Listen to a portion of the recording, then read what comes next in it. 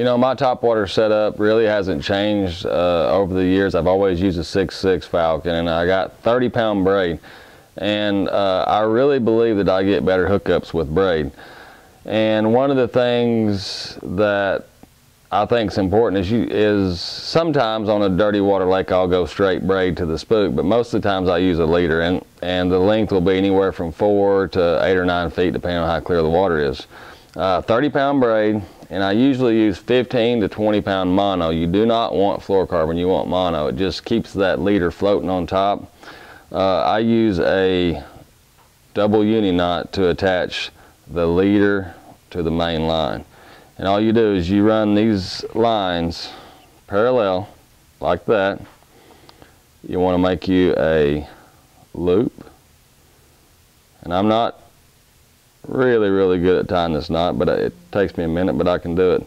So I have my hands are big too. My monofilament is looped over like that. And then I usually go, you want to go in and out of your loop. And I usually go 5 or 6 times. 3, 4. I know it's hard to see because my fingers are so big. 5. And what happens here, and if you really can't see, I actually learned this knot on the internet. You pull your tag in, and you can see right there the knot it cinches up. And you can pull it as tight as you want. I leave mine a little loose until I get the other one tied, like that. This braided line or the main line will actually slide, so if you need a little more slack, you can pull it the same way on the other end.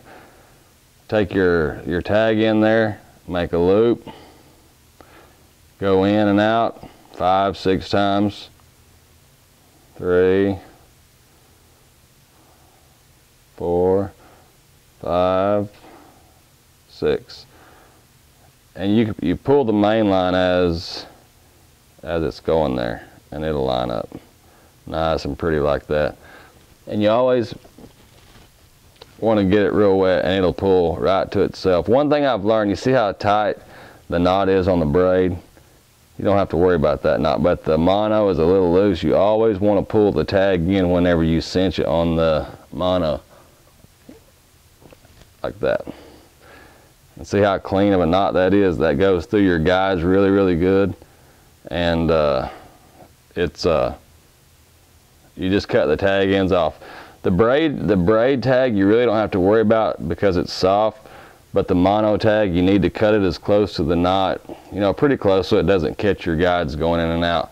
And here's my and that knot's strong. I can't break it, and that's 15 to 30.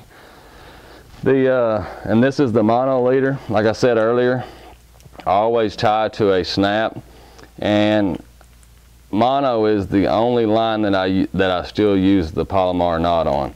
I can show you real fast how to tie that. Cut this off. Palomar is easy, and if you're just starting fishing, it's probably the best knot to learn and the easiest. Just double it, run it through your lure.